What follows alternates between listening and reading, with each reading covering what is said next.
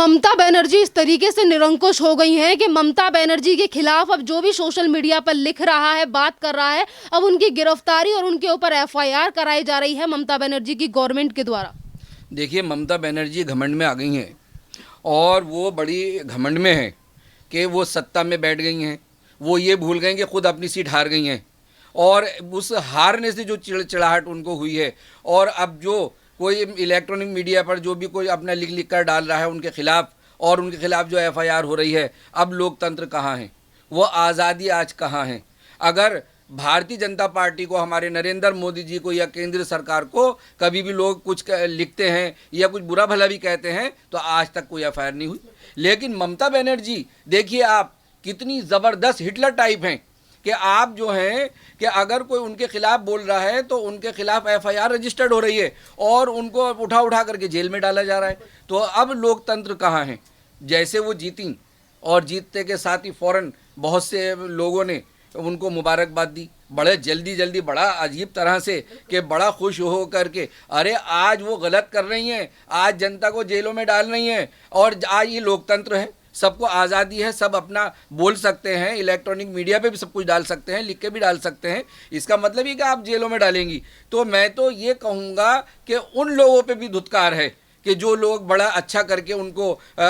उनकी तारीफ़ करते हुए बड़ा मुस्कुरा के बड़े अंदाज़ों में उनको मुबारकबाद दे रहे थे, आज कम से कम उनको ये भी तो समझा दो कि आप ऐसा ना करें, आप उन मीडिया, इलेक्ट्रॉनिक मीडिया के साथ ऐसा न करें, एफआईआर रजिस्टर्ड न करें, जनता के ऊपर एफआईआर रजिस्टर्ड न करें, गलत को गलत भी तो कह दो। उनकी जो बार बार पे अगर कोई भी सोशल मीडिया पर ममता बनर्जी की सरकार से सवाल पूछ रहा है, कोई भी चीजें कर रहा है, तो उसके ऊपर एफआईआर दर्ज जा रही है, उसे गिरफ्तार किया जा रहा है। और यही बंगाल की, वेस्ट बंगाल की पुलिस को टाइम नहीं था और बड़ी बिजी थी ये पुलिस, जिस टाइम पे वेस्ट बंगाल में हिंसा हो रही थी, भाजपा कार्यकर्ताओं को मारा जा रहा था, तमाम लोगों को रोहिंग्यों के द्वारा मारा जा रहा था, एक विशेष धर्म के द्वारा, तब कहाँ थी ये वेस्ट बंगाल की पुलिस। देखिए, वो एक प्लानिंग थी इनकी, और इन्होंने प्लानिंग से अपना सारी सत्ता इनकी, सारी सरकार इनकी, सारे मंत्री इनके, सारा प्रशासन इनका, सारी पुलिस इनकी, और अपनी मन मर्जी ढंग से इन्होंने खूब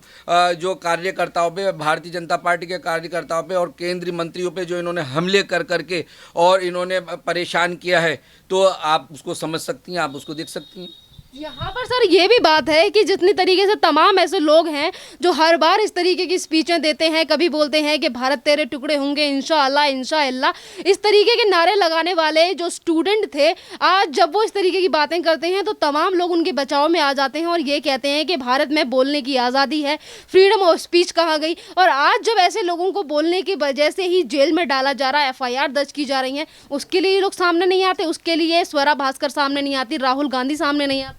देशद्रोही जो नारे हैं वो नहीं लगाने चाहिए, वो गलत है, वो तो उसके लिए बड़ी कड़ी कार्रवाई होनी चाहिए। आज़ादी कोई देशद्रोही के और देश के टुकड़े करने के लिए नारे थोड़ी बनाए गए हैं। नारे तो एक जो हम एक उत्साहित हों और कोई अच्छा काम कर रहा है तो उसके लिए नारे लगते हैं, या ताली बजती है तो एक खुशी का माहौल के सामने वाले ने एक अच्छा मामला किया है तो ताली बजती है। लेकिन हम जो लोग देशद्रोही के नारे लगाएं और हम उनके समर्थक बने तो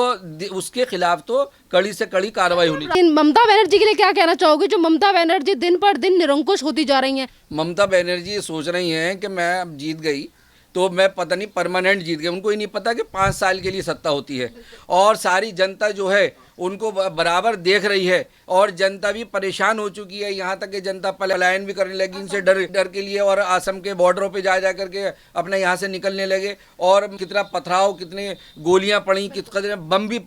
बारी हुई। तो सारा किस कदर ममता जी तो बड़ी निडर हैं और निडर होकर के वो काम कर रही हैं। उनको ही नहीं पता कि अगर आप, ममता जी मैं आपको सुझाव देना चाहता हूँ कि आप इस तरह के काम ना करें। ये लोकतंत्र है, 5 साल के लिए आप बैठी हैं, जनता ने जिताया है तो जनता हरा भी देगी। जिस तरह से आप जनता के खिलाफ चल रही हैं, जिस तरह से जनता आपके लिए जो आवाज़ उठा रहा है, जो सच बोल रहा है, उसके ऊपर आप एफआईआर कर करके उन्हें आप जेलों में डलवा रही हैं। तो मैं तो ये कहूँगा कि आप ऐसा ना करें। जनता जो है अभी तो 75-80 सीटें भारतीय जनता पार्टी की आई हैं, और आपके पूरी जनता भारतीय जनता पार्टी की तरफ आपके हिटलरपन, आपके अकड़पन को, और जो आप दिखा रही हैं ये अकड़ घमंड, इसको देख करके जनता आपसे परेशान है। और आने वाला टाइम जो है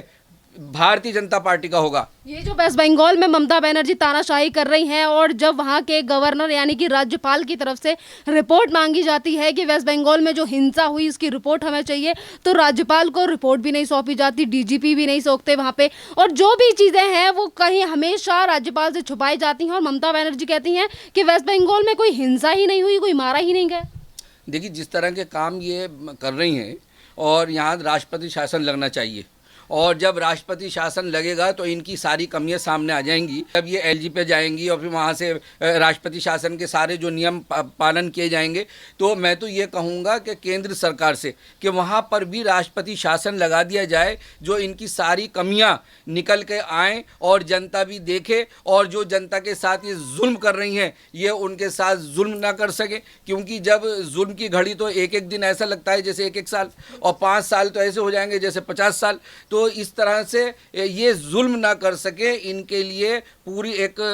जांच बिठाई जाए। और जिस तरह से ये बार बार जनता को परेशान कर रही हैं, मैं केंद्र सरकार से कहता हूं कि उस पर कड़ी आप नज़र रखें, और इन पर भी नज़र रखें, और इनकी पुलिस पर भी नज़र रखें। सर जी, यहाँ पर जो रोहिंग्या और बांग्लादेशियों की तरफ से जो जिस तरीके से सपोर्ट मिल रहा है ममता बनर्जी का उनको, तो आपको क्या लगता है कि एनआरसी और सीए को कितना ज़्यादा इम्पोर्टेंट है कि वेस्ट बंगाल में लागू किया जाए? देखिए, ये तो एक एनआरसी जो चीज़ें वो तो एक सरकार का मामला है, और मैं तो कहूँगा कि अगर हक में है तो वेस्ट बंगाल के हक में है तो होना चाहिए। और अगर हम तो ये कहते हैं कि अगर आपको लगता है कि सीएए और एनआरसी जो है गलत है, तो आप उसका तरीके से कानून के दायरे में, लोकतंत्र है,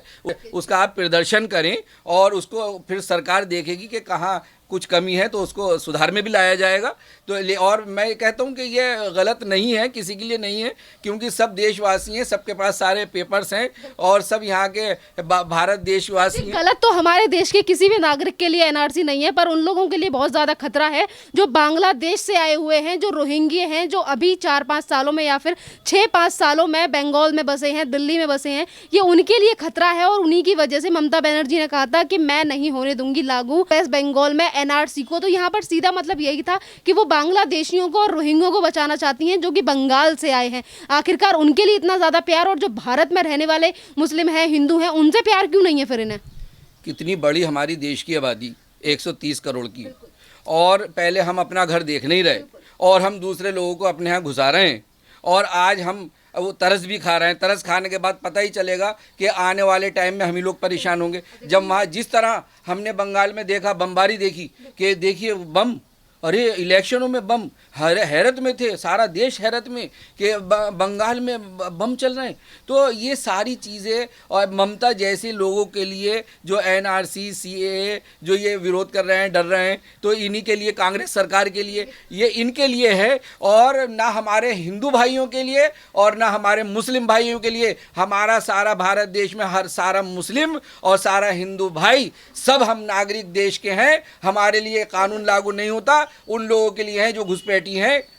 और सर जी, ये क्या कहना चाहोगे कि ममता बनर्जी जिस तरीके से अब शासन चला रही हैं वेस्ट बंगाल में, और एक तरफ लोगों के लिए खतरा नजर आ रहा है ममता बनर्जी के लिए, क्योंकि ममता बनर्जी जिस तरीके की चीज़ें कर रही हैं कि जो भी उनसे सवाल कर रहा है, जो भी उनके खिलाफ लिख रहा है, या फिर जो भी उनसे सवाल पूछने की कोशिश कर रहा है सोशल मीडिया पर, उसके खिलाफ एफआईआर, तो लोगों का कहना है कि ममता बनर्जी अब उद्धव ठाकरे के चरणों पर चल रही हैं, जो चरण चित्र थे उनके ऊपर चल रही हैं। क्योंकि कुछ दिन पहले उद्धव ठाकरे ने भी यही सारी चीज़ें की थी कि जो भी उद्धव ठाकरे के खिलाफ बोल रहा था, उद्धव ठाकरे भी उन्हें जेल में डलवा रहे थे। ममता बनर्जी बड़ी मजबूत हैं,